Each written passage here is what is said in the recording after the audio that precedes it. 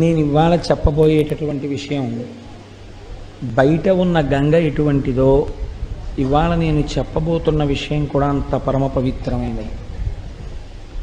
దీన్ని కేవలం విన్నంత మాత్రం చేత ఇందులో చెప్పబడేటటువంటి నామములు, ఇందులో చెప్పబడేటటువంటి శ్లోకములు, వీటిని కేవలం వింటే చాలు, అంత శక్తివంతములు కాక వీటిని ప్రతిరోజు ఇంటి దగ్గర చదువుకోగలిగినటువంటి సమర్థత ఉంటే ఇంకా దాని శక్తి అపారం. చూడండి, భగవంతుడు భక్తికి లొంగిపోతాడు. కేవలము ఆయన యందు భక్తితో ఈశ్వరుడు ఉన్నాడు, ఆయన మనకి రక్షకుడు అన్న నమ్మకంతో ఉన్నటువంటి వ్యక్తి సర్వకాలముల యందు ఈశ్వరుడి చేత రక్షింపబడతాడు. ఇక్కడ మీరు ఒక విషయాన్ని గమనించవలసి ఉంటుంది. సాధారణంగా ఏం చెప్తామంటే భక్తి కలిగిన వాడు ఈశ్వరుడి చేత రక్షింపబడతాడు అంటే ఇప్పుడు ప్రయోజనం ఎవరిది? నేను భక్తిగా ఉన్నాను అనుకోండి, నా భక్తి వలన నేను ఈశ్వరుని చేత రక్షింపబడతాను. ఇప్పుడు ఎవరికి ప్రయోజనం కలుగుతోంది భక్తిగా ఉండడం వల్ల? అదేమిటంటే అంత ఆలోచన ఎందుకండి దానికి? ఎవరికి కలుగుతుంది? ఎవరు భక్తిగా ఉంటే తప్పు. అది ఎవరు భక్తిగా ఉంటే అలా కలిగితే నేను ఈ ప్రశ్న మిమ్మల్ని అయినా అంత తేలిక ప్రశ్న ఎందుకు వేస్తానండి? ఎవరు భక్తిగా ఉంటే వాళ్ళకి రక్షణ కలగడం కాదు, దాన్ని శాస్త్రం అంటుంది అనుషంగిక ప్రయోజనము అంటుంది. అంటే గొడుగు పట్టుకుని వెళ్తున్నవాడు ఎండగా ఉందని విడుతుండగా వాన కురిసినా రక్షింపబడినట్టు, ఆవు గుళ్ళోకి వెడితే ఆవుని పట్టుకుందామని వెళ్ళినవాడు ఆవు గుడి చుట్టూ పరిగెడితే ఆవు కోసమని గుడి చుట్టూ పరిగిన వాడికి ప్రదక్షిణ పుణ్యం పడ్డట్టు. అది అనుషంగిక ప్రయోజనం. ప్రధాన ప్రయోజనం ఏమిటి భక్తి వల్ల? ఈశ్వరుడు ఉన్నాడు అని నమ్మకం కలగడం కదండి. పరమభక్తులైనటువంటి వారు ఈశ్వరుడి వల్ల రక్షణ పొందుతారు. ఇప్పుడు మీకు ఎలా ఈశ్వరుడు ఉన్నాడన్న భక్తి కలుగుతుంది? ఈశ్వరుడు ఉన్నాడు అన్నటువంటి విషయం తేటతెల్లం కావాలంటే భక్తుల యొక్క భక్తియే సాధనము. అందుకే భగవంతుడు అన్నాడు, ఒక చిత్రమైన మాట అన్నాడు, నేను వాని కొరకు రక్షింపవలయవాడు అన్నాడు ఆయన. నేను ఉన్నానని గుర్తు ఏమిటో తెలుసా? ఎవరు భక్తిగా ఉన్నాడో వాణ్ణి నేను రక్షించాలి. వాడే రక్షణ పొందకపోతే కొన్ని వేల మందిలో ఆ నమ్మకం పోతుంది. ఏమంటే ఆయనకే రక్షణ లేదు కదా, ఇంకా మనకేం రక్షణ అని. అయితే మీరు ఒక్క విషయం జాగ్రత్తగా తీసుకోవాలి. పూర్వకాలంలో భృగువు అనబడేటటువంటి మహర్షి, కవి అని నామాంతరం ఆయనకి. ఆ భృగువుకి ఒక కుమారుడు, ఆయనకి భార్గవుడు అని పేరు. ఇలా కూడా పూర్వకాలంలో ఉండేది, వాళ్ళందరూ భార్గవులే. ఇంకా ఆయన ఆ కుమారుడి పేరు భార్గవుడు. ఆయన తల్లి పేరు ఉషన. చాలా చిత్రంగా ఉంటాయండి. ఆవిడ పేరు ఉషన. భార్య పేరు ఊర్జస్వతి. పౌరాణికంగా ఉండేటటువంటి పేర్లని మీరు తీసుకుని వాటి వెనకాతల ఉండే రహస్యం ఏమిటో, ఆ పేరు ఎందుకు పెట్టారో, ఆవిడ అలా ఎందుకు ప్రవర్తించిందో మీరు విచారణ చేస్తే అబ్బాయి ఎంత మంచి పేరులో అనిపిస్తుంది మీకు. ఈ ఊర్జస్వతి ప్రియవ్రతుని యొక్క కుమార్తె. ఈ ప్రియవ్రతుడెవరు? ఉత్తానపాదుని యొక్క సోదరుడు. మీకు ఇప్పుడు ఉత్తానపాదుడు అనేటప్పటికీ ఎవరు గుర్తు రావాలి? ధ్రువుడు జ్ఞాపకం రావాలి. అంటే ఏదో జరగబోతోంది. అంటే వంశంలో ముందు ఎక్కడికి వెడుతోంది? ఇతపూర్వం ఆకాశంలో ఒక గ్రహాలన్నీ తిరగడానికి ఆలవాలమైనటువంటి స్తంభముగా ఎవరు నిలబడ్డారో అటువంటి వాడు పుట్టిన వంశంలోని పిల్ల ఇక్కడికి వచ్చింది. ఇప్పుడు ఆవిడ కడుపున పుట్టాడు. ఇది సంస్కార బలాలంటే. ఒక్కొక్క మహాపురుషుడి యొక్క కుమార్తె, ఒక్కొక్క వంశంలోంచి వచ్చిన పిల్ల సుక్షేత్రమవుతుంది. ఆమె ఒక మహాపురుషుడికి జననమివ్వడానికి కావలసినటువంటి తేజస్సుతో కూడిన క్షేత్రం అయి ఉంటుంది. కనుక కోడల్ని ఇంటికి తెచ్చుకోవడంలో మర్యాద ఎందుకు చూసుకోవాలి, జాగ్రత్త ఎక్కడ చూడాలంటే ఇక్కడే చూడవలసి ఉంటుంది. ఇన్ని ఆలోచిస్తే అలాంటి కోడల గురించి వెతుకుతూ కూర్చుంటే పిల్లాడికి వయసు అయిపోదు కదా అని కూడా అనుమానంగా ఉంటుంటుంది నాకు ఒక్కొక్కసారి. సరే, ఇప్పుడు నాకు అంత తొందరగా అవసరం ఏం లేదనుకోండి, కాబట్టి నేను నిదానంగా ఆలోచించుకోవచ్చు, హడావిడేం లేదు. కాబట్టి ఇప్పుడు ఆమె ఊర్జస్వతి. ఊర్జస్వతి భృగువు యొక్క భార్య. ఈ ఊర్జస్వతి భృగువుల యొక్క కుమారుడు భార్గవుడు. ఈయనకి మళ్ళీ 4 కుమారులు కలిగారు ఆ భార్గవునకు. వాళ్ళ పేర్లు చండు మొదట ఆయన పేరు, అమర్కుడు రెండో ఆయన పేరు, త్వాష్ట్రుడు ఒక ఆయన పేరు. ఈ మొదటి ఇద్దరి పేర్లు విన్నప్పుడు మీకు ఏం గుర్తొస్తుంది? చండు, అమర్కుడు. వీళ్ళిద్దరే రాక్షస జాతికి అంతటికీ గురువులు. ప్రహ్లాదోపాఖ్యానంలో ప్రహ్లాదుడికి పాఠాలు నేర్పిన రాక్షస గురువులు చండు, అమర్కుడు. కాబట్టి ఇప్పుడు ఈ పైన భార్గవుడు ఎవరు మీరు పట్టేసేయగలగాలి. చండామర్కుల ఇద్దరు కూడా ఎవరి కొడుకులు? శుక్రాచార్యులు వారి కొడుకులు. ఈయనకి మరి శుక్రుడు అన్న పేరు ఎలా వచ్చింది? భార్గవుడు కదా, అంటే బిరుదునామం అయి ఉండాలి. అసలు పేరుని బిరుదునామం కప్పేసింది. అంత కీర్తి ఎక్కడి నుంచి వచ్చింది మీరు విచారణ చేయవలసి ఉంటుంది. ఇప్పుడు చండు, అమర్కుడు, త్వాష్ట్రుడు, ధరాత్రుడు 4 కుమారులు పుట్టారు. ఈయనకి ఒక కోరిక పుట్టింది భార్గవుడికి. ఇది సృష్టిలో చాలా చిత్రమైనటువంటి కోరిక. మీరు ఇతపూర్వం పురాణం విన్నప్పుడల్లా ఒక విషయాన్ని రోజు వింటున్నారు. ఎవడైనా రాక్షసులు సాధారణంగా ఏం కోరుతారు? అయ్యా నీ చచ్చిపోకూడదంటారు. నీ చచ్చిపోకూడదంటే వాడి ఉద్దేశం ఏంటంటే ఆత్మకి చావు లేదు కాబట్టి ఇంకేం చచ్చిపోకూడదు, శరీరం చచ్చిపోకూడదు అంటే బ్రహ్మగారు అంటారు అలా కుదరదు, ఇంకో మాట చెప్పండి అంటారు. అంటే వాడు ఏదో పెద్ద లిస్టు చెప్తాడు. చెప్తే బ్రహ్మగారు అంటారు తథాస్తు అంటారు. వెంటనే మహానుభావుడు శ్రీమన్నారాయణుడు దానికి మినహాయింపు వచ్చేటట్టుగా ఒక అవతారం తీసుకుంటాడు. తీసుకుని సంహరించేస్తాడు. ఇది అడిగిన వాడు ఉండడు, వెళ్ళిపోతాడు. ఈ మధ్యలో కొంత అల్లరి చేస్తాడు వాడు మొదటి కన్ను ఏమిటంటే దేవలోకం మీదకి వెళ్ళిపోతూ ఉంటాడు, చేస్తుంటాడు. ఇంతే కథ, ఎక్కడికి వెళ్ళినా అంతే. కాబట్టి ఇంత తపస్సు చేసి చచ్చిపోకూడదని కోరేవాళ్ళు రాక్షసులు. ఋషులు తపస్సు చేసి ఇంకా మేము పుట్టకూడదంటారు. వాళ్ళు దీనికి విరుద్ధం అడుగుతారు, ఇంకా మేము పుట్టకూడదు. ఇంకా మళ్ళీ పుట్టడం అంటే ఏంటి? శరీరం పుచ్చుకోకూడదు. శరీరం పుచ్చుకోకూడదంటే వాళ్ళు ఏమవ్వాలి? మోక్షం పొందాలి, అంటే ఈశ్వరుల్లో కలిసిపోవాలి. వాళ్ళంటారు మాకు మళ్ళీ పుట్టుకొద్దంటారు. వీళ్ళంటారు మేము సావకూడదంటారు. సావకూడదని అడిగిన వాళ్ళు చచ్చిపోతుంటారు, పుట్టకూడదని అడిగిన వాళ్ళు పుట్టకుండా అయిపోతూ ఉంటారు కదండి.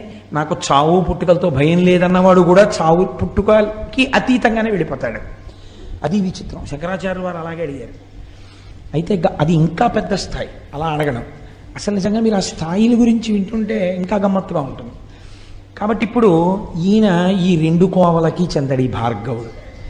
ఈయన అన్నాడు అసలు చావన్నదొకటి లోకంలో ఉంది కదా, శరీరాలు చచ్చిపోతుంటాయి కదా, ఈ చచ్చిపోయిన శరీరాన్ని వెంటనే బతికించేసే శక్తి నాకు వస్తే అనుకున్నాడు. ఇది ఎంత చిత్రమైన కోరికండి.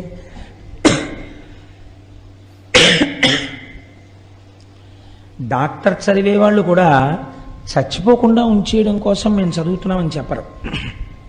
దేనికి చదువుకుంటారు అంటే అలా ఉంచితే డాక్టర్లు చచ్చిపోతున్నారు కదండి, అది మరీ దారుణం కదా. అలా డాక్టర్లు మాత్రం చంపకుండా చావకుండా ఉంచగలరు ఏమిటి? చావకుండా చావు వచ్చే లోపల వచ్చే బాధ పెట్టే రోగాల్ని ఈశ్వర స్వరూపంతో తగ్గించేసి బాధ తగ్గిస్తారు. బాధ తగ్గించగలిగిన వాడు ఈశ్వరుడైతే ఆ ఈశ్వర రూపంలో వైద్యుడున్నాడు. కాబట్టి వైద్యో నారాయణో హరి ప్రథమో దైవ్యో భిషక్. ఈయన చిత్రమైన కోరికోటి వచ్చింది ఈయనకి. ఇలా చచ్చిపోయిన వాడిని నేను వెంటనే ఓ మంత్రం వేయగానే వాడు బతకాలి. ఇప్పుడు ఆయన ఏం కోరుకుంటున్నట్టు లోకంలో? ఆయన ప్రతి సృష్టి చేస్తూ ఉంటాడు. ఆయన సృష్టి క్రమంలో బ్రహ్మగారి ఇన్నేళ్ళు బతకాలి అంటే దాని ఉద్దేశం ఏంటి? ఆ తర్వాత చచ్చిపోవాలని. బ్రహ్మగారు రాసిన రాతని తిరగరాస్తాడనమాట ఈయన. ఇప్పుడు నేను ఆ స్థాయికి ఎదగాలి. నాకు మృత సంజీవని అంటే చచ్చిపోయిన శరీరాన్ని మళ్ళీ పుట్టించాలి నేను. ఎలా? మళ్ళీ ఇంకో శరీరంతో పుడితే బ్రహ్మగారి గొప్పతనం. అలా కాదు, ఏ శరీరంతో చచ్చిపోయాడో అక్కడ మళ్ళీ వాడు పుట్టియాలి. మళ్ళీ అదే శరీరంతో, అంతే వయస్సులో, అంతే ముడతలు పడిన శరీరంతో, అంత బలంతో వాడు చచ్చిపోతే మళ్ళీ అంత బలంతో వాడు పుట్టియాలి. అలా నేను చెయ్యగలనా? ఇప్పుడు ఈ కోరిక పుడితే ఆయన ఆలోచించాడు, నాకు ఈ కోరిక ఎవరు తీరుస్తారు?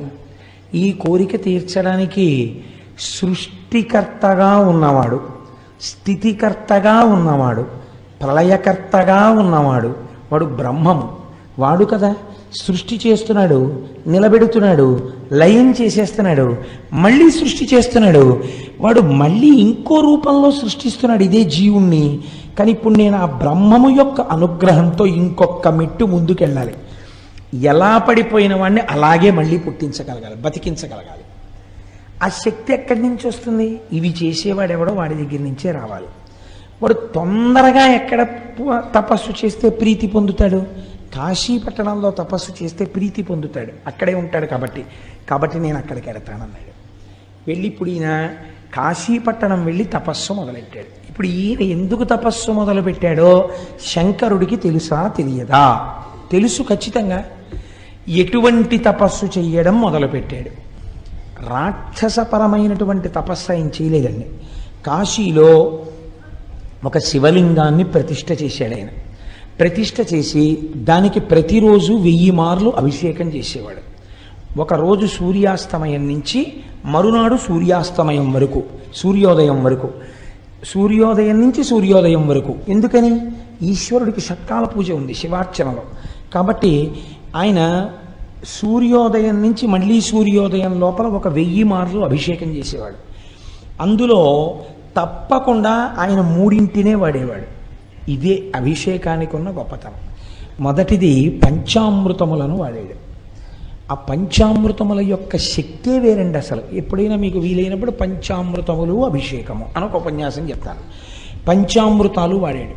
2 శుద్ధ జలం వాడాడు. ఎందుకని? పంచామృతాలు వాడాడు అంటే శుద్ధ జలం వాడాడు అని అర్థం.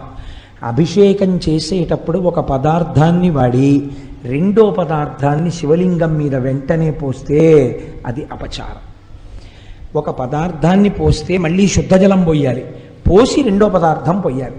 పాలు పోసేసి, పెరుగు పోసేసి, తేనె పోసేసి అలా అభిషేకం చేయకూడదు.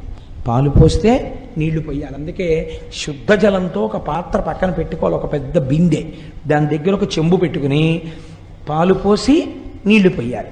అందుకే కదా నిన్న పొద్దున్న అభిషేకం చేసేటప్పుడు ప్రతి పదార్థానికి మళ్ళీ శుద్ధ జలంతో చేశాను. కాబట్టి అలా మార్చి చేస్తారు. కాబట్టి ఇప్పుడు పంచామృతములతో అభిషేకం అంటే మధ్యలో తప్పకుండా ఏది వాడబడింది?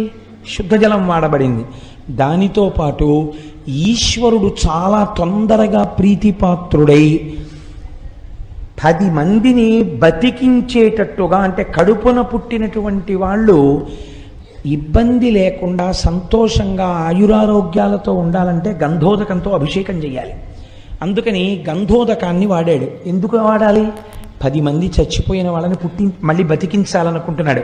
అప్పుడు వాళ్ళందరూ తనకి బిడ్డల పట్ల మళ్ళీ పుట్టిన వాళ్ళు, ఇప్పుడు ఇంత శక్తి కావాలి కాబట్టి గంధోదకం వాడాడు. ఎంత గమ్మత్తో చూడండి, ఇంత శాస్త్రీయమైన అభిషేకం చేశాడు. దీనికి ఆయనకి ఇంకొక వేరే వ్యాపకం లేదు. ఏమిటో తెలుసా అండి? ఈ 1000. మీరు ఇందులో ఒక పెద్ద రహస్యాన్ని కనిపెట్టండి.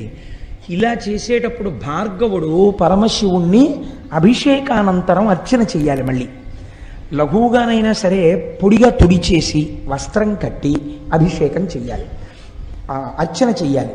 ఈ అర్చన చేసేటప్పుడు ఆయన కొన్ని పువ్వులు వాడాడు. ఇందులో నేను మీకు చెప్తాను, మనకి బాగా అందుబాటులో ఉన్నప్పటికీ మనం ఎప్పుడూ పరమశివుణ్ణి అసలు వాటితో అర్చన చేయము. కారణమేమి? మనకి పౌరాణిక జ్ఞానము లేకపోవటయే. మనకి తెలీదు. ఎంతసేపు పళ్ళరసాలు తెస్తాం కానీ అసలు శివుడికి వీటితో చేస్తే తొందరగా ప్రీతిపాత్రుడవుతాడని మనకి తెలియదు. ఇప్పుడు వినండి ఆ జాబితా. సంపంగి పూలు చేస్తామనుకోండి, పోని ఉమ్మెత్త పూలు తక్కువ, గన్నేరు పూలు వాడుతుంటారు, తామర వాడతాం, కొండగోగు తక్కువ, జాజి వాడతాం, కడిమి పువ్వు దొరకడం కూడా చాలా కష్టం. కడిమి పువ్వు సాధారణంగా వాడడం. అలాగే పొగడ పువ్వు వాడుతూ ఉంటారు, కలువ పువ్వు వాడుతూ ఉంటారు, మల్లె పువ్వు వాడతారు, కమలములు వాడతారు, సురపొన్న పూలు అక్కడక్కడ వాడతారు, దర్భాగ్రములు ఇవాళ మేము అభిషేకం చేస్తున్నామండి, అభిషేకం తర్వాత అర్చన చేయడానికి దర్భాగ్రములు సిద్ధం చేసుకున్నాము అన్న వాళ్ళ ఎంతమంది ఉన్నారో నాకు చూపించండి. శివాభిషేకం చేసిన తరువాత కొత్త దర్భలు తీసుకొచ్చి వాటి తలుక చివుర్లు తుంపి ఒక ఆకులో వేసుకుని చక్కగా శివనామాలు చెప్తూ ఆ దర్భాగ్రములతో పూజ చేయాలి శంకరుడికి. ఎందుకు చెప్పండి అలా పూజ చేయడం? దాని వెనకాతల ఒక పెద్ద రహస్యం ఉంది. ఒక మంత్రం చెప్తుంటారు. ఆ మంత్రం చెప్పినప్పుడు గడ్డిపరకని అలా ముట్టుకుంటే, గడ్డిపరక అంటే దర్భ, ఆ దర్భని ఇలా ముట్టుకుంటే సర్వ పాపములు నశించిపోతాయి. అందుకే సీతమ్మ తల్లి రావణాసురుడితో మాట్లాడేటప్పుడు గడ్డిపరకని పెట్టడానికి కారణం అదే. పరపురుషుడు కామంతో చూస్తున్నవాడు రాక్షసుడు భర్త పక్కన లేనప్పుడు ఆయనతో మాట్లాడుతోంది కాబట్టి ఆ పాపం పోవడం కోసమని గడ్డిపరక పెట్టి మాట్లాడేది ఆవిడ. కాబట్టి దర్భాగ్రములు, మామిడి చిగుళ్ళు తీసుకొచ్చి శివలింగానికి పూజ చేయాలి. మామిడి చిగుళ్లతో పూజ చేశామండి. నాకు తెలిసి సభలో, నాకు తెలిసి ఉండొచ్చు మహాత్ములు, కానీ చాలా మార్లు దగ్గరగా ఇప్పటికే 100 మాటలు 200 మాటలు దాటిపోయిందేమో నాకు తెలిసి లక్షపత్రి పూజ చేస్తుంటారు. వెంకయ్యమ్మ గారు ఈ సభలో ఉన్నారా? దుర్వాంకురం అంటే దర్భల యొక్క చివుళ్ళు, దర్భలంత పెరిగిన వాటిని తెచ్చుకోలేకపోతే చక్కగా ఏ మలమూత్రములు విసర్జింపబడని చోట పెరిగినటువంటి గడ్డి యొక్క చివుర్లు లేదా గడ్డి, మనం విఘ్నేశ్వరుడికి పూజ చేస్తాం కదండి, అటువంటి దుర్వాంకురములు. ఎలా ఉండేవాడు అలా ఉంటేనే లోకానికి సంతోషంగా ఉంటుంది. ఇప్పుడు ఈ విశ్రాంతి ఎంత ప్రమాదం తెచ్చిందో ఓసారి చేతులు తీసి చూడన్నారు. ఆవిడ చేతులు తీసేటప్పటికి ఏమైందో తెలుసా అండి? సూర్యచంద్రౌచ నేత్రే వందే శంభుముమాపతిం సురగురుం వందే జగత్కారణం వందే పన్నగభూషణం మృగధరం వందే పశూనాం పతిం వందే సూర్య శశాంక వన్నినయనం. సూర్యుడు, చంద్రుడు, అగ్నిహోత్రము 3 కన్నులై ఉన్నాయి. ఇవి 3 శక్తి స్వరూపంతో అమ్మవారు పరాచికానికి మోస్తే సమస్త బ్రహ్మాండములు చీకటైపోయాయి. అన్ని ప్రాణులలో వేడి తగ్గిపోయింది, అంటే లయమైపోయే స్థితి వచ్చేసింది. ఇప్పుడు ఇది జరగకూడని ప్రళయ ప్రకృతి. ఇంత చీకటి ఒక భయంకరమైనటువంటి లయకార స్థితిలోకి వెళ్ళిపోయింది లోకం. ఇది ఎవ్వరు ఊహించనిది. ఈ కొట్టుమిట్టాడిపోతున్న స్థితిలో సమస్త బ్రహ్మాండములు చీకటిని పొంది అమ్మవారిలా చేతులు తీయగానే మళ్ళీ వెంటనే ప్రకాశించే. ఈలోగా హఠాత్తుగా జరిగిన ఈ సందర్భం ఒక ఉపాధి స్వరూపాన్ని పొందేసి శివచేష్టితముగా అంధకారం వలన పుట్టినవాడు కాబట్టి కళ్ళు లేకుండా నల్లటి పిల్లాడోడు పుట్టి ఏడుపు మొదలెట్టాడు. ఏడుపు మొదలుపెట్టి వాడు పర్వత సదృశ్యుడై అలా పెరిగిపోయి ఆకాశం అంతా అయిపోయి కనపడ్డ వాటిని తీసి నోట్లో పడేసుకుంటాడు. వీడెవరండో అంటే అమ్మవారు, నీ కొడుకే అన్నారు. అయ్య బాబోయ్, వీడు నా కొడుకేమిటండి అంది. నువ్వు కళ్ళు ముయ్యడం వల్ల పుట్టాడు కనుక వాడు నీకు నాకు కొడుకే. మనం ఎవరం? జగత పితరౌ వందే పార్వతీ పరమేశ్వరౌ. ఇప్పుడు వాడిని చంపేయడమో ఏదో చేయడానికి వీల్లేదు. ఏం చేయాలి? కాపాడాలి. కాబట్టి వాడిని పిలిచి, ఒరే నువ్వు అలా తినీకు మనుషుల్ని, వాళ్ళని అడవిలో తిరుగుతుండు అని అరణ్యానికి పంపించేశారు. ఈలోగా హిరణ్యకశిపులు మీకు తెలుసున్న వాళ్ళే. భగవంతుడు నేను ఎంచుకోకుండానే ఆయన వరుసక్రమాన్ని నిర్ణయించేశాడు. దీని తరువాత నువ్వు ఇది చెప్తే శ్రోతలకి తేలిగ్గా అర్థమైపోతుందని. మీరు భాగవతంలో హిరణ్యకశిపుల గురించి విన్నారు. హిరణ్యాక్షుడికి కొడుకులు లేకుండానే హిరణ్యకశిపుడికి కొడుకులు కలిగారు. వీడికి బాధ కలిగి కొడుకులు పుట్టట్లేదని శంకరుడు గురించి తపస్సు చేశాడు. శంకరుడు ప్రత్యక్షమయ్యాడు. ఏం కావాలని అడిగాడు. వాడబ్బో చాలా ధర్మం చెప్పాడు. ఇప్పుడు ఎన్నున్నా ఓ కొడుకు ఉండాలి కదండి, ఆ కొడుకు లేకపోతే సంతానం లేకపోతే తృప్తి ఉండదు కదా, నాకు ఓ కొడుకుని ఇప్పించండి అనేది. నీకు సరిపోయే కొడుకోడు పుట్టి పెరుగుతున్నాడు రోయ్, వాడు నా కొడుకే అనుకోవచ్చు, కాబట్టి నువ్వు వాడిని తీసుకెళ్ళి పెంచుకో. దత్తత ఇచ్చేశాడు. వాడు వీడిని తీసుకెళ్ళి పెంచుకున్నాడు. శివుడి కొడుకు కదా అని. ఎవరు వాడు? అంధకుడు, అంధకాసురుడయ్యాడు. వాడెందుకు సంతోషించాడు? ఋషులకి ఇస్తే వాళ్ళు తీసుకెళ్ళరు. ఇలాంటి వాడికి ఇస్తే అలాంటి వాడు బాగా కావాలి. అబ్బా భలే ఉన్నాడు రా, అంత ఎత్తు పెరిగిపోతాడు, అన్నీ తినేస్తాడు, ఇలాంటి కొడుకే ఉండాలి నాకని వాడు తీసుకెళ్ళాడు. పెంచుతున్నాడు. కానీ ఈలోగా తండ్రి అనుకోకుండా చచ్చిపోయాడు. అనుకోలేదు, ఆదివరాహమూర్తి వచ్చి వాడిని చంపవతల పారేశారు హిరణ్యాక్షం. పాపం వీడికి కళ్ళు లేవు, అంధుడు వీడు, అంధకాసురుడు, వాడి పేరే అంధకాసురుడు. 2 కళ్ళు లేవు, ఏమీ కనపడదు వాడికి, తినేస్తాడంతే వాడు తడుముకుని. కాబట్టి నీకు రాజ్యం ఇవ్వడానికి కుదరదు అన్నారు దాయాదులు. మాకు కన్ను లేదనే కదా మీరు రాజ్యం ఇవ్వనంటున్నారు, నేను చతుర్ముఖ బ్రహ్మగారి గురించి తపస్సు చేసి కన్ను తెచ్చుకుంటానన్నాడు వాడు. అని వాడు వెళ్ళి తపస్సు మొదలెట్టాడు. తపస్సు మొదలెడితే తపస్సే చతుర్ముఖ బ్రహ్మగారు ప్రత్యక్షమయ్యారు. ఏం కావాలరా నాయనా నీకని అడిగారు. అడిగితే వాడెంత చిత్రమైన వాడో చూడండి, నాకు 2 కావాలన్నాడు. ఏమిటి 2 అన్నారు ఆయన. నాకు కళ్ళు లేవు, రాజ్యం ఇవ్వాలంటున్నారు, నాకు కన్ను ఈ లోకాన్ని చూడ్డానికి అన్నాడు. ఇస్తున్నాను అన్నాడు. రెండోది ఏమిటి అన్నాడు. నాకు పుట్టుకతోనే గొప్ప బలం ఉంది, లోకాన్ని పీడించగలిగిన బలం. ఆ బలంతో నేను లోకాలన్నింటినీ గెలవాలి ఈ కంటితో చూస్తూ. కానీ ఈ శరీరం చచ్చిపోకూడదు ఇంకా అంటే బ్రహ్మగారు అన్నారు, ఇది ఒకటి కుదరదు, నా జ్యూరిస్డిక్షన్లో లేదు, నీ ముందు ఇంత ఇలా చాలామంది అడిగారు, ఇంకో మాట చెప్పు, నువ్వే చెప్పు ఎవరి చేతిలో చచ్చిపోతావు అన్నాడు. అంటే వాడు కాసేపు ఆలోచించి వాడు అన్నాడు, అయితే నేను అడుగుతాను, బాగా వినండి. ఉత్తమ జాతి, మధ్యమ జాతి, కనిష్ట జాతి స్త్రీల యందు ఉండేటటువంటి లక్షణములు అన్నీ కూడా ఏ తల్లి నుండి ప్రసరిస్తున్నాయో, ఏ తల్లి భూతకాలమునందు, భవిష్యత్ కాలమునందు, వర్తమాన కాలమునందు, ఈ కాలములకు ముందు కాలములకు వెనక కూడా ఉంటుందో, ఏ తల్లి మహాసౌందర్య రాశి అయినప్పటికీ మనస్సు చేత వాచికముగా కాయికముగా అనుభవించాలన్న ఆలోచన రావడమే పాపహేతువో, ఏ తల్లిని లోకమంతా జగదంబ అని పిలుస్తుందో ఆ తల్లిని పొందాలన్న కోరిక నాకు పుట్టినప్పుడు నేను చచ్చిపోవాలన్నాడు వాడు. అంటే వాడి అసలు అలాంటి కోరికే కోరకూడదు కదండి. అదేం వెర్రి కోరిక. కొన్ని తప్పు మాటలు మాట్లాడుతుంటారు తెలిసో తెలియకో. మీరు చూడండి, లోకంలో ఒక పొరపాటు మాట ఒకటి ఉంటుంది.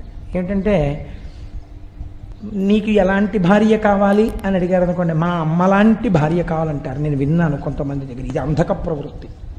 అసలు అలా ఉపమానాలు వేయకూడదు. మా అమ్మగారు లాంటి పెళ్ళం కావాలంటే నాకు అనకూడదు. నువ్వు పొగుడుతున్నాను అనుకుంటున్నావు, అసలు ఆ భావన రాకూడదు. భార్య యందు భావన వేరు, నేను సభాముఖంగా చెప్పక్కర్లేదు. తల్లి యందు భావన వేరు. రెండిటిని పోల్చకూడదు, తల్లిని భార్యని. మీరు చక్కగా వినయ విధేయతలతో మా నాన్నగారిని మా అమ్మగారు ఎలా అనువర్తిస్తుంటారో అనువర్తించుట యందు అటువంటి వినయ బుద్ధి కలిగినటువంటి భార్యని మా అమ్మ తప్పకుండా నిర్ణయించగలదు, మా నాన్నగారు. అందుచేత మా అమ్మ నాన్నగారులు నిర్ణయించిన పిల్ల నాకు భార్య అవ్వాలనాలి. అంటే మా అమ్మ లాంటి భార్య రావాలనకూడదు. ఉపమానమునందు దోషం ఉంటుంది. ఇప్పుడు వాడు తెలిసో తెలియకో ఈ మాట అన్నాడు. ఇప్పుడు వాడికి ఎవరు తల్లి? అమ్మవారే తల్లి వాడికి. శంకరుడు చెప్పేశాడు కదా. ఇప్పుడు అంటే వాడు ఏం కోరుకున్నాడు? తన తల్లి యందు తనకు మోహం పుట్టాలని కోరుకున్నాడు. తథాస్తు అన్నారు బ్రహ్మగారు. ఇప్పుడు ఏమవుతుంది? అదే జరుగుతుంది. ఒకనొకనాడు వీడి భటులు వెళ్ళారు. మందరగిరి పర్వత గుహలో కూర్చుని శంకరుడు తపస్సు చేసుకుంటున్నాడు. పార్వతీదేవి ఉపచారాలు చేస్తుంది. ఆవిడ్ని చూశారు, ఆయన్ని చూశారు. ఈ తపస్సు చేసుకునేవాడికి ఇంత అందమైన భార్య ఎందుకు, మనకు అంధకాసురుడికి అయితే బాగుంటుందని వాడికి చెప్పారు. వాడు కబురు చేశాడు, నీ భార్యను నాకు ఇచ్చి నువ్వు తపస్సు చేసుకోవడానికి వెళ్ళిపో, లేకపోతే చంపేస్తానన్నాడు. శివుడు అన్నాడు, నేను నిన్ను చంపేస్తాను తప్ప నీ చేతిలో నేను చచ్చిపోలేను. ఇలా కనపడుతున్నానని అలా అనుకుంటున్నావేమో, నేను యుద్ధానికి వస్తే చాలా తేడాగా ఉంటుంది. కాబట్టి అబ్బాయి నువ్వు ఇటువంటి మాటలు మాట్లాడరాదు. వాడికి ఇది అర్థం కాలేదు. అర్థం కాకపోతే శంకరుడప్పుడు తపస్సులో ఉన్నాడు. ఆయనకి తెలుసు వీడి యందు ఈ లక్షణము బాగా గట్టిపడాలి. గట్టి పడితే వీడు చచ్చిపోతాడు. కాబట్టి ఇప్పుడు ఆయన అన్నారు, ఏమిటి అల్లరంతాను నీ కోసం వాళ్ళు వస్తూ ఉండడం ఏమిటి, వాళ్ళేమో నిన్ను భారీగా పొందాలనుకోవడం ఏమిటి, నన్ను అడుగుతూ ఉండడం ఏమిటి, నేను ఇక్కడ కూర్చోవాలంటే తపస్సు పాడైపోతుంది, నేను ఇంకో చోటుకి వెళ్ళిపోయి 1000 ఏళ్ళు తపస్సు చేసుకుంటాను, నీ పాటలేవో నువ్వు పడనని వెళ్ళిపోయాడు. అంటే భార్యను వదిలేశాడని మీరు అనుకుంటున్నారా? కాదు. ఆయనకి తెలుసు వాడి పాపం పండడానికి తను మధ్యలో ఉండకుండా చూపు వాడు చూసి వాడు చచ్చిపోవాలి. కాబట్టి ఇప్పుడు ఆ అంధకాసురుడు అమ్మవారి కోసం అని చెప్పి యుద్ధం మొదలెట్టాడు. దేవతలందరూ అమ్మవారి పక్షం, రాక్షసులందరూ వాళ్ళ పక్షం. ఇది మీరు చాలా జాగ్రత్తగా వినండి సుమా. యుద్ధం జరిగింది. 1000 ఏళ్ళు అయిపోయింది యుద్ధంలో. అయిపోతే శంకరుడు తిరిగి వచ్చాడు.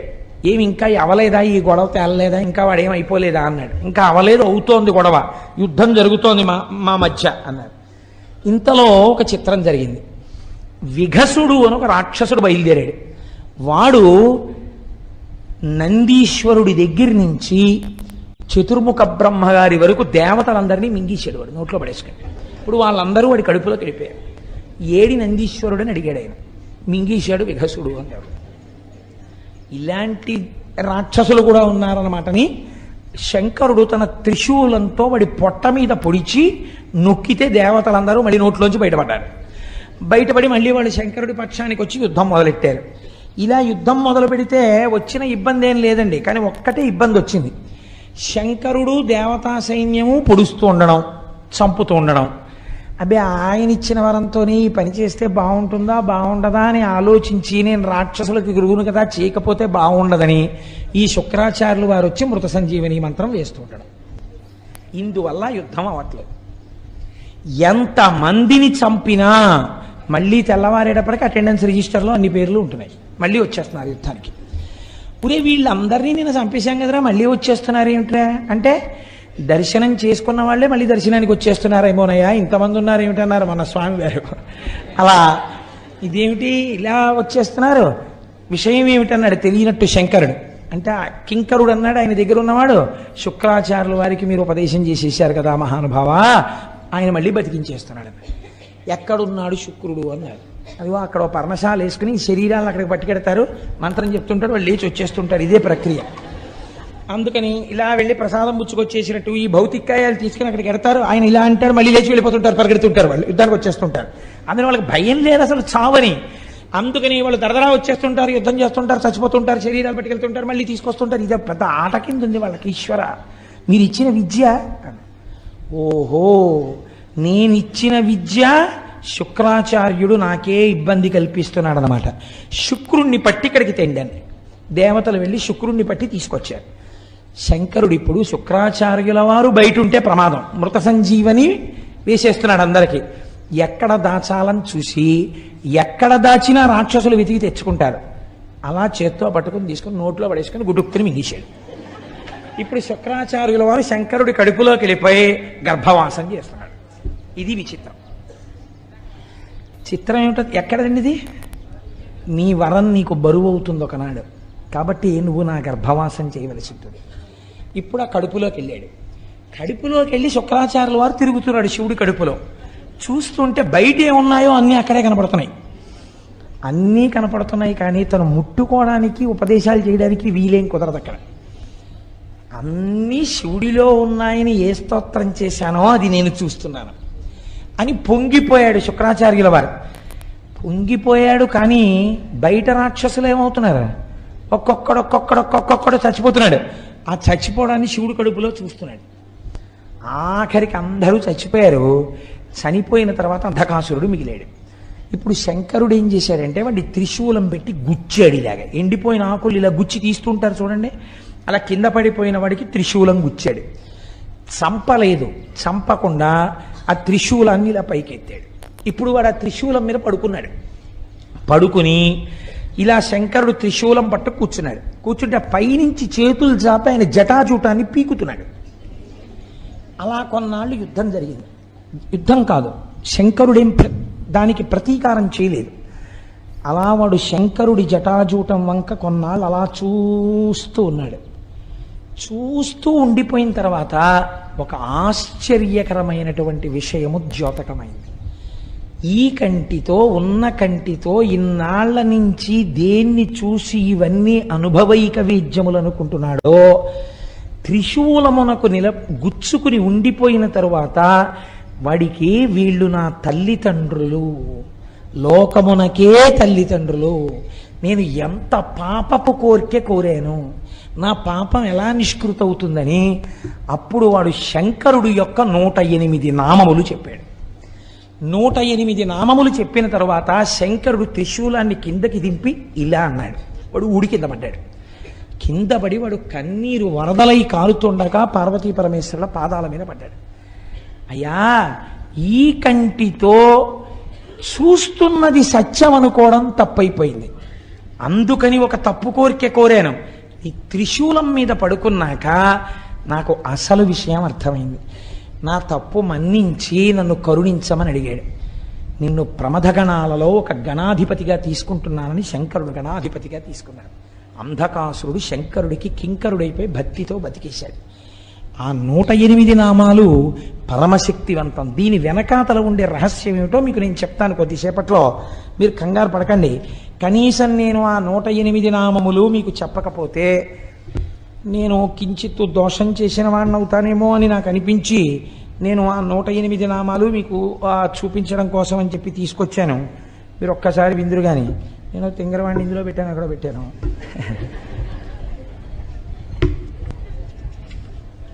మీరు భక్తి శ్రద్ధలతో 108 నామాలు వినండి చాలు, నమస్కరిస్తూ.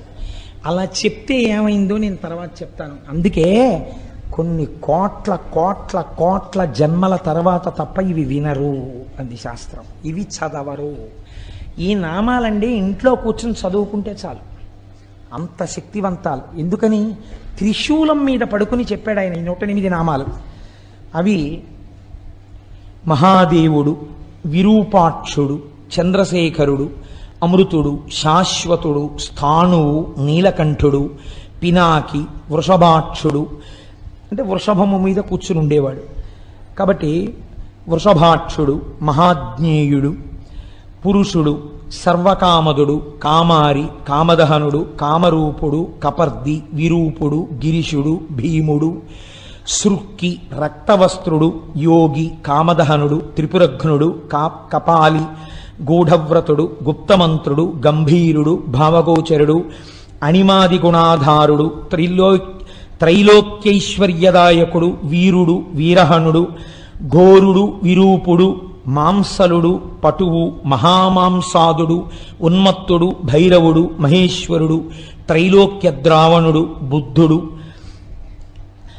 లుబ్ధకుడు, యజ్ఞసూదనుడు, ఉన్మత్తుడు, కృత్తివాసుడు, గజకృత్తి పరిధానుడు, క్షుబ్ధుడు, భుజంగభూషణుడు, దత్తాలంబుడు, వీరుడు, కాశినీ పూజితుడు, అఘోరుడు, ఘోరదైత్యఘ్నుడు, ఘోరఘోషుడు, వనస్పతి రూపుడు, భస్మాంగుడు, జటిలుడు, శుద్ధుడు, భేరుండక తసేవితురు, భూతేశ్వరుడు, భూతనాథుడు, పంచభూతాశ్రితుడు, ఖగుడు, క్రోధితుడు, విష్ణులుడు, చండుడు, చండీశుడు, చండికాప్రియుడు, చండుడు, తుంగుడు, గరుత్మంతుడు, అసవభోజనుడు, లేలిహానుడు, మహారౌద్రుడు, మృత్యువు, మృత్యు అగోచరుడు, మృత్యువు, మహాసేనుడు, శ్మశానవాసి, అరణ్యవాసి, రాగస్వరూపుడు, విరాగస్వరూపుడు, రాగాంధుడు, వీతరాగ శతార్చితుడు, సత్వగుణుడు, రజోగుణుడు, తమోగుణుడు, అధర్ముడు, వాసవానుజుడు, సత్యుడు, అసత్యుడు, సద్రూపుడు, అసద్రూపుడు, అహేతుకుడు, అర్ధనారీశ్వరుడు, భానువు, భానుకోటి శతప్రభుడు, యజ్ఞస్వరూపుడు, యజ్ఞపతి, రుద్రుడు, ఈశానుడు, వరదుడు, నిత్యుడు, శివుడు. ఇవి 108 నామములు. త్రిశూలం మీద పడుకుని ఆయన చెప్పినటువంటి పరమపావనమైన నామములు. ఇందులో ఉండేటటువంటి రహస్యాన్ని మీరు అర్థం చేసుకోండి. మనందరం కూడా పార్వతీ పరమేశ్వరుల యొక్క బిడ్డలమే. కానీ మనకి ఉన్నటువంటి బ్రహ్మదత్తమైన నేత్రము, సృష్టి అందియబడిన నేత్రము దేనికి ఉపయోగపడుతోంది? నన్ను మీరు క్షమిస్తే కామక్రోధములను అనుభవించడానికి. నామరూపాత్మకంగా లోకంలో మీకు బాగా ఇష్టమనిపించినది కామం తెచ్చి ఇంట్లో పెట్టడానికి, దాన్ని అనుభవించడానికి. అది అనుభవైక వేద్యము కాలేదు అనుకున్నా, వేరొకడికి దక్కుతోందన్నా క్రోధం వచ్చి వ్యగ్రతతో ప్రవర్తించడానికి. పేపర్లు తీస్తే అవే కదండి తెల్లారితే. కాబట్టి ఇటువంటి కామక్రోధములకు ఆ కన్ను పనికొస్తోంది. దాని వలన మీరు ఉపయోగమును పొందలేకపోతున్నారు. ఈ కన్ను త్రిగుణములలో తిప్పుతోంది. అందుచేత ఎటువంటి స్థితిని పొందుతున్నాం మనం అంటే, కామమునకు వశులమై హద్దులేని స్థితిని పొందడమే ఆయన అడిగినటువంటి వరం. కాబట్టి ఇప్పుడు దీని వలన ఏది వస్తుంది? మృత్యు వస్తుంది, మళ్ళీ పుట్టుకొస్తుంది. పుట్టుక మృత్యువు లేని స్థితి రాదు. కానీ ఈ కన్ను ఈశ్వరుణ్ణి చూడ్డానికి ఎప్పుడు పనికొచ్చింది? త్రిశూలం మీద పడుకుంటే పనికొచ్చింది. త్రిశూలం అనగా ఏమి అంటే సత్వ రజస్తమోగుణాతీతమైన స్థితి. సత్వం అంటే కొంతసేపు సంతోషంగా ఉండడం, రజోగుణం అంటే పరిగెడుతూ ఉండడం, ఏదో సంపాదించాలి, ఏదో తీసుకొచ్చేయాలి, ఆ వస్తువు తీసుకొచ్చేయాలి, కోరికతో ఉండడం. తమోగుణం అంటే కోపంగా ఉండడం, పడుకుంటూ ఉండడం, నిద్రపోతూ ఉండడం, అలసత్వం, బుద్ధిజాడ్యం, ఇవన్నీ తమోగుణం. మనం ఈ మూడింట్లోనే తిరుగుతాం. కాసేపు సంతోషంగా ఉన్నట్టుంటాం, టికెట్లు ఇస్తున్నారు, కౌంటర్ తీశారనేటప్పటికీ ఎగబడిపోతాం, ఓ లైన్లో కూడా నిల్చాం. అప్పుడు మనని రజోగుణ ప్రకోపం, అక్కడే దెబ్బలాడుకోవడం తమోగుణ ప్రకోపం. ఆ తర్వాత మై కట్టుకుని ఎవరో అరిస్తే లైన్లో నించోవడం సత్వగుణం. కాబట్టి ఏమైంది? నిన్న దెబ్బలాడుకున్న వాళ్ళే మర్నాడు పూజకు పట్టుపంచ కట్టుకుని వచ్చి ఎంతో భక్తి ప్రపత్తులతో పూజ చేస్తాడు. ఏమనుకోవాలి? సత్వగుణం. మీరు కావలసిన కోరిక కోరుకోండి అని అనడమే భయం. నీ పాదముల యందు అచంచలమైన భక్తి నిమ్మనడం, ఏదో కోరికలు కోరుతాడు. రజోగుణం. ఈ మూడు గుణములలో తిరగకుండా మూడు గుణములకు ఆధారమైనటువంటి నిర్గుణం ఒకటి ఉన్నదే, అది శుద్ధ సత్వమును కూడా దాటిన స్థితి, అది త్రిశూలం. శంకరానుగ్రహంగా త్రిశూలం మీకు తగలాలి. ఈశ్వరుడు అనుగ్రహించాడు, తగిలించాడు. తగిలించి పైన పెట్టాడు, దృష్టికోణం మారిపోయింది. ఆ కంటితోనే చూస్తున్నాడు, కానీ ఇప్పుడు ఎలా కనపడ్డారు? తల్లిదండ్రులుగా కనపడ్డారు. వాళ్ళని చేరడాన్ని కోరుకున్నాడు, అంతే. ఇప్పుడు ప్రమథగణాలలో కింకరుడైపోయాడు. ఇప్పుడు మరి శుక్రాచార్యుల వారి పరిస్థితి ఏమిటి? ఆయన లోపల కూర్చున్నారు గర్భంలో, యుద్ధం అయిపోయింది, చూస్తున్నారు, అన్ని చక్కగా లైవ్ టెలికాస్ట్ టీవీలో చూసినట్టు చూస్తున్నారు. ఓర్నాయనో, నేను ఎవరి కోసం అందరినీ బతికించానో ఆ అంధకాసురుడు శివుడు ప్రమథగణాల్లోకి వెళ్ళిపోయాడు. ఇప్పుడు యుద్ధం లేదేం లేదు, బయటంతా ప్రశాంతం. ప్రారంభమైనప్పుడు ఎంత వానో, ఉపన్యాసం అయిపోయేటప్పటికి అంత తగ్గిపోయినట్టు, కథా ప్రారంభంలో ఎంత అల్లరో కథ చివరికి అంత ప్రశాంతం అయిపోయింది. నేను మాత్రం కడుపులో ఉండిపోయాను. ఎలా? ఇప్పుడు ఆయనకి ఇబ్బంది పట్టుకొచ్చింది. ఇబ్బంది పుట్టుకుంటే ఆయన ఒక చిత్రమైనటువంటి పని చేశాడు. ఇప్పుడు శివగర్భమునందు వాసము చేసి శివగర్భములో తిరిగి తిరిగి ఆ కడుపులోంచి బయటికి రావాలనుకున్నాడు. బయటికి రావాలని ఆయన ఒక గొప్ప స్తోత్రం చేశారండి శుక్రాచార్యుల వారు.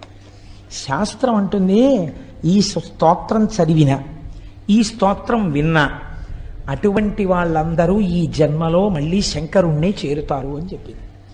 కాబట్టి అంత పరమ పవిత్రమైనటువంటి స్తోత్రము.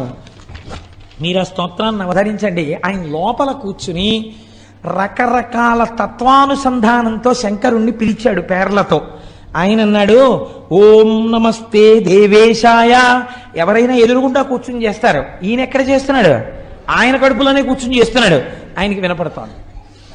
ఓం నమస్తే దేవేశాయ సురాసుర నమస్కృతాయ భూత భవ్య మహాదేవాయ హరిత పింగళ లోచనాయ బలాయ బుద్ధిరూపిణే వైయాఘ్రవసనచ్ఛదాయ ఆరణేయాయ త్రైలోక్య ప్రభవే ఈశ్వరాయ హరాయ హరినేత్రాయ యుగాంతకారణాయానలాయ గణేశాయ లోకపాలాయ మహాభుజాయ మహాహస్తాయ శూలినే మహాదంస్త్రినే కాలాయ మహేశ్వరాయ అవ్యయాయ కాలరూపిణే నీలగ్రీవాయ మహోదరాయ గణాధ్యక్షాయ సర్వాత్మనే సర్వభావనాయ సర్వగాయ మృత్యుహంత్రే పారియాత్ర సువ్రతాయ బ్రహ్మచారిణే వేదాంతగాయ తపోంతగాయ పశుపతయే వ్యంగాయ శూలపాణయే వృషకేతవే హరయే జటినే శిఖండినే లకుటినే మహాయశసే భూతేశ్వరాయ గుహావాసినే వీణాపణనతాలవతే అమరాయ దర్శనీయాయ బాలసూర్య నిభాయ శ్మశానవాసినే భగవతే ఉమాపతయే అరిందమాయ భగస్యాక్షిపాతినే. శ్మశానవాసినే అంటే గుర్తుపెట్టుకోండి, ఈ లోకమంతా ప్రాణులన్నీ భస్మైపోతే కదండి ఉంది, అందుకని లోకమంతా మహాశ్మశానమే, అది దాని అర్థం. అంతటా శివుడు నిండి ఉన్నాడని, అంతేగాని శ్మశానంలో కూర్చున్నాడని కాదు దాని అర్థం. ఒకవేళ ఉన్న అందరూ వదిలి వెళ్ళిపోయే చోట ఆయన ఒక్కడే ఉన్నాడు మనకి స్వాగతం చెప్పి కౌగిలించుకోవడానికి. కాబట్టి శ్మశానవాసిని భగవతే ఉమాపతయే అరిందమాయ భగస్యాక్షిపాతిని పూష్టో దశనాశనాయ క్రూర కర్తకాయ పాశహస్తాయ ప్రళయకాలాయ ఉల్కాముఖయాగ్నికేతవే మునయే దీప్తాయ నిశాంతపతయే ఉన్మయతే జనకాయ చతుర్థకాయ లోకసత్తామయాయ వామదేవాయ వాగ్దాక్షిణ్యాయ వామతో భిక్షవే భిక్షురూపిణే జటినే స్వయం జటిలాయ శక్రహస్త ప్రతిస్తంభకాయ వసూనాం స్తంభకాయ క్రతవే క్రతుకరాయ కాలాయ మేధావినే మధుకరాయ చలాయ వానస్పత్యాయ వాజసనేతి సమాశ్రయ పూజితాయ జగద్ధాత్రే జగత్కర్త్రే పురుషాయ శాశ్వతాయ ధ్రువాయ ధర్మాధ్యక్షాయ త్రివర్త్యమనే భూతభావనాయ త్రినేత్రాయ బహురూపాయ సూర్యాయుత సమప్రభాయ దేవాయ సర్వతూర్య నినాదినే సర్వబాధా విమోచనాయ బంధనాయ సర్వధారిణే ధర్మోత్తమాయ పుష్పదంతయాపి భాగాయ ముఖాయ సర్వహరాయ హిరణ్యస్రవసే ద్వారిణే భీమాయ భీమపరాక్రమాయ ఓం నమో నమో నమో నమో నమస్తే నమః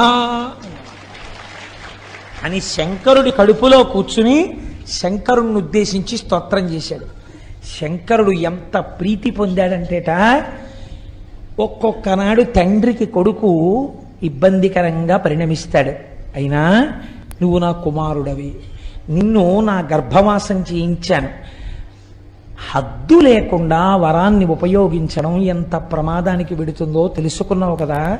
దీనివల్లే కదండి తర్వాత కచదేవయానులది కూడా వచ్చింది. మళ్ళీని ఆఖరికి ఎక్కడికి వెళ్ళిపోయింది శుక్రాచార్యుల వారి కథ.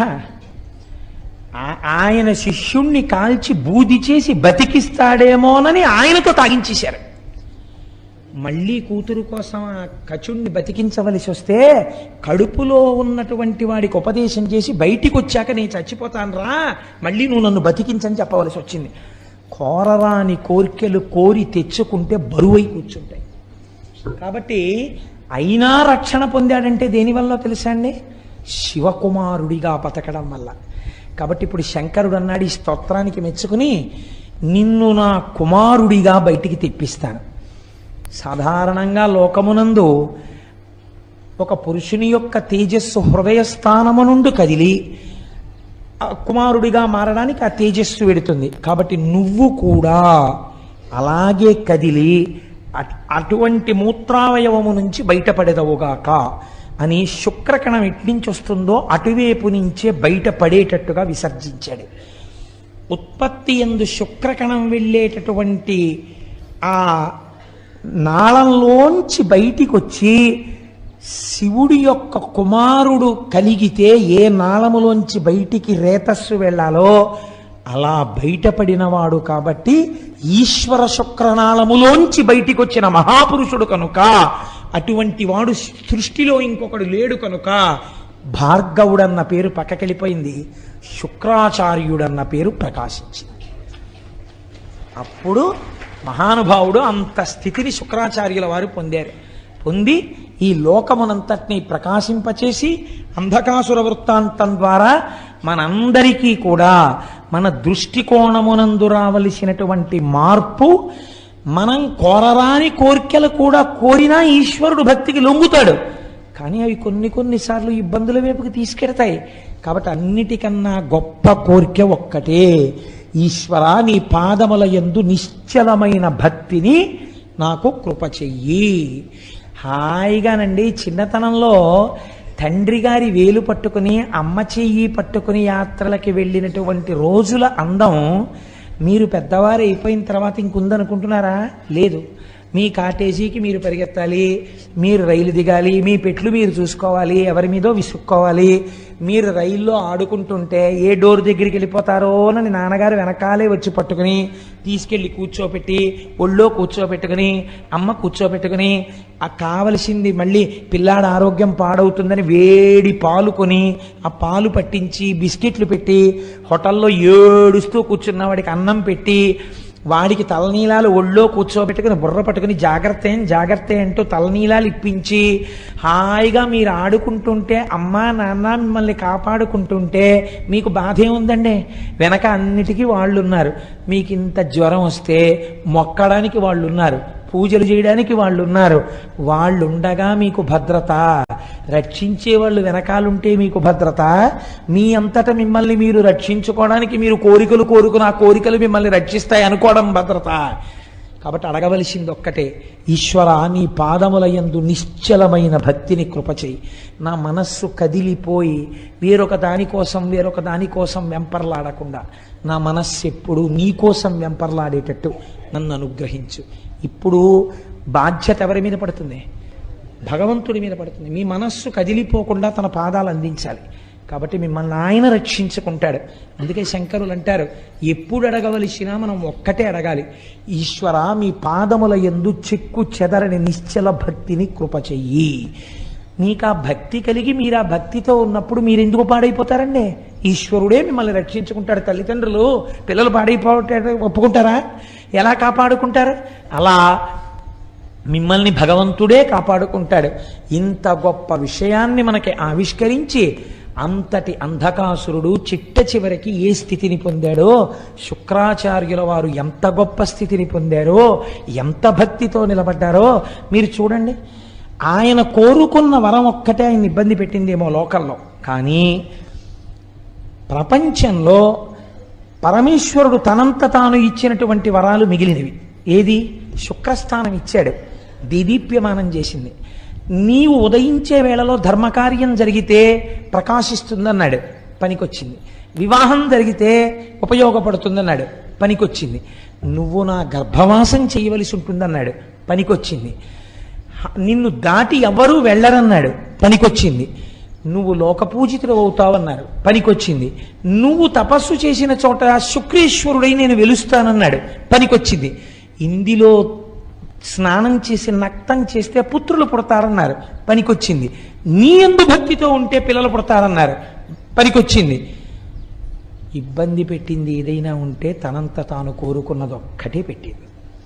కాబట్టి మీకు నాకు ఏమర్థం అవ్వాలి? మనంత మనం ఏమీ కోరక్కర్లేదు. ఎప్పుడైనా మీరు కోరిక కోరుకోండి అంటే ఏ కోరిక కోరాలని దాని అర్థం? నీ పాదముల యందు చెక్కు చెదరని నిశ్చల భక్తిని కృప చేయదుగాక. మహానుభావుడు జగద్గురువులు కనుక, దయార్ద్ర హృదయుడు కనుక, శంకరులుగా వచ్చారు కనుక శంకరులు ఇదే చెప్తారు. నరత్వం దేవత్వన్నగవన మృగత్వం మశకత పశుత్వం కీటత్వం భవతు విహగత్వాది జననం సదా త్వత్పాదాబ్జస్మరణ పరమానందలహరి విహారాసక్తం చిద్ధ్రూ దయమిహ కింతేన వపుషా. నాకు ఏ శరీరం వస్తుందన్న దాని గురించి నాకు బెంగలేదు. నాకు కావలసింది ఏమిటో తెలుసా శంకరా? ఏ శరీరంలో ఉన్నా నీ పాదముల యందు భక్తి. ఆయన ఒక ఏకంగా శరీరాల స్థాయిలో మాట్లాడారు. దూర్జట అన్నాడు, లోకుల్నంగని మెచ్చని ఎలుగని లోలోన నిందించని చీకాకున్బడని మహాత్ముడనని జేలొగ్గని మూకీభావమునం తిట్టని త్రోయని నీ కారుణ్యము కలిగి ఉండినను అంతే చాలునో శంకరా అన్నాడు. ఇవి మనం నేర్చుకోవలసినవి. ఆయన అనుగ్రహం ఉందా? పవి పుష్పంబగు అగ్ని మంచగు నాకోపారం భూమి స్థలంబగు శత్రుండతిమిత్రుడవు విషము దివ్యాహారమౌ నిన్నగా అవనీ మండలి లోపలం శివ శివేచ్ఛాభాషనోల్లాసకిన్ శివా నీ నామము సర్వవశ్యకరమౌ శ్రీకాళహస్తీశ్వర. మీరు తెలిసో తెలియకో ఆ నామాన్ని రాసేటప్పుడు కాయిక కైంకర్యం అవుతుంది. చెయ్యి పట్టుకుంటుంది, కాళ్ళు రాయడానికి వీలుగా కూర్చుంటాయి, శరీరం వంగుతుంది, కళ్ళు చూస్తాయి, పెన్నుని వేళ్ళు పట్టుకున్నాయి, శ్రీ శివ అని లోపల ఉచ్చరిస్తున్నారు. పైకి అంటే ఫలితం తక్కువ, లోపలంటే ఫలితం ఎక్కువ. కాబట్టి ఇప్పుడు పైకి అనకుండా శ్రీ శివ శ్రీ శివ అనుకుంటూ రాస్తున్నారు. లోపలంటున్నారు మానసిక వాచిక కాయిక కైంకర్యములు 3 జరిగిపోయాయి. ఇప్పుడు ఒక్క శ్రీ శివ పుస్తకంలో ఎంత శక్తి ఉంది! అలాంటివి ఒక 5 కోట్ల శ్రీ శివ పుస్తకం తయారై ఒక స్తూపంలో పెట్టామనుకోండి, ఇప్పుడు ఆ స్తూపం ఏమవుతుందో తెలుసా అండి? అపారమైన శక్తి కేంద్రం అయిపోతుంది. ఇప్పుడు ఇది ఎవరికి పనికి వస్తుంది? ఎవరు రాశారో తెలియదు, పుస్తకాలన్నీ లోపల ఉన్నాయి. ఊళ్ళో ఎవరికైనా ఇబ్బంది వచ్చిందనుకోండి, వెళ్ళి ఆ శివస్తూపం చుట్టూ ప్రదక్షిణం చేస్తారు. శక్తికి ఒక లక్షణం ఉంటుంది, అది ప్రసరణం జరుగుతుంది. ఇప్పుడు విద్యుత్ ఉందనుకోండి, పరిగెడుతుంది ప్రవాహం. ఇప్పుడు ఆ లోపల ఉన్న శక్తి పైకి తరంగముల కింద వ్యాప్తి చెంది ఉంటుంది.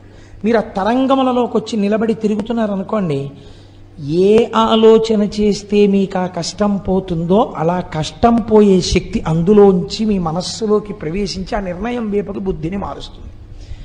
కాబట్టి ఊళ్ళో ఉన్న వాళ్ళని రక్షించుకోవడానికి పరమాత్మ పేరు రాసి స్తూపం కట్టుకోవాలి కదా. రామనామం ఎంత గొప్పదో శివనామము అంతే గొప్పది. శివుడు రాముడని రెండు లేవుగా, ఇప్పుడేగా విన్నారు మీరు. మహానుభావుడు చేసినటువంటి స్తోత్రం.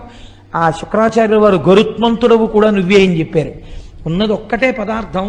ఈనాడు మనకి నామం రాసే అవకాశం వచ్చింది, రాశాం. ఈశ్వరుడు అటువంటి ప్రచోదనం ఇచ్చాడు. మళ్ళీ ఎప్పుడైనా మనకు అవకాశం వస్తే రామకోటి కూడా రాసి రామనామాలకు స్తూపం కడదాం. మనకి రామనామం మీద పరమ ప్రీతి. రామనామం అంటే పొంగిపోతాం. మనకేం శివనామమే రాయాలి, రామనామం రాయకూడదని మనకేమి భేషజాలు లేవు. ఇవాళ ఈశ్వరుడు మనకు ఆ ప్రచోదనం ఇచ్చాడు, శివనామం రాస్తున్నాం. రేపు ఈశ్వరుడు మళ్ళీ ప్రచోదనం ఇస్తే ఈ స్తూపం కాదంటే రామనామ స్తూపం కూడా కడదామండి అని మీ అందరూ సంతోషపడ్డారనుకోండి. నిన్న ఎందరో ప్రాంగణంలో కూర్చుని శ్రీ శివ రాస్తుంటే ఎంత సంతోషించానో నేను. ఎంత చక్కగా వీళ్ళందరూ ఆ పుస్తకాన్ని టైం వేస్ట్ అవ్వకుండా ఎలా రాసుకుంటున్నారా అనిపించింది.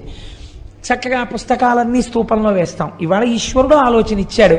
ఏమో ఒకనాటికి ఈ దేవాలయ ప్రాంగణం ఎక్కడెక్కడ కోరికలు తీరని వాళ్ళు కాకినాడ వెళ్ళి అయ్యప్ప స్వామి గుడి ప్రాంగణంలో రామకోటి స్తూపం, శివకోటి స్తూపం, కృష్ణకోటి స్తూపం, అంబాకోటి స్తూపం, అన్ని స్తూపాలు ఉన్న ఏకైక దేవాలయం కాకినాడ అయ్యప్ప గుడి. వెళ్ళి ప్రదక్షిణాలు చెయ్యండి అని పిల్లల్ని పంపుతారేమో. పంపి పిల్లలు కూడా ప్రదక్షిణాలు చేసి శివస్తూపానికి, శక్తి స్తూపానికి, రామస్తూపానికి ప్రదక్షిణం చేసి వచ్చి పెళ్లిపీటల మీద కూర్చోండని, లేకపోతే పసుపు బట్టలు కట్టుకోగానే ఇక్కడికి తీసుకొచ్చి స్తూపాలకి ప్రదక్షిణాలు చేసే రోజులు దగ్గరలో ఉన్నాయేమో. ఎంతమంది పసుపు బట్టలతో రావాలో ఈ గుడికి రాబోయే కాలంలో. కనుక మనందరం వినడం, చక్కగా దాన్ని ఆచరణలో పెట్టుకోవడం. మీరు విన్నారు కదా ఇప్పుడు శివానుగ్రహం అంటే ఎలా ఉంటుందో, శుక్రుడు ఏ స్థాయికి వెళ్ళగలిగాడు. అంధకాసురుడు సావవలసిన వాడు ప్రమదగణాల్లోకి వెళ్ళిపోయాడు. అది ఏ దృష్టికోణం మారడం వల్ల అటువంటి శాశ్వతత్వాన్ని పొందాడో అది మనం గ్రహించవలసినటువంటి నీతి. గ్రహించి ఆచరణాత్మకం చేసుకున్న నాడు మనం ధన్యులం అవుతాం. మనకి అటువంటి శక్తి ఈశ్వరుడి నిర్హేతుక కృపా కటాక్ష వీక్షణముల చేత ఆయన మనకిచ్చి రక్షించుగాక అని ప్రార్థన చేస్తూ రేపటి రోజున కూడా ఒక మహోత్కృష్టమైనటువంటి విషయాన్ని ఆవిష్కరించే ప్రయత్నం చేస్తాను. మంగళాశాసనపరై మదాచార్య పురోగమై సర్వైశ్చ పూర్వైరాచార్యై సత్కృతాయాస్తు మంగళం.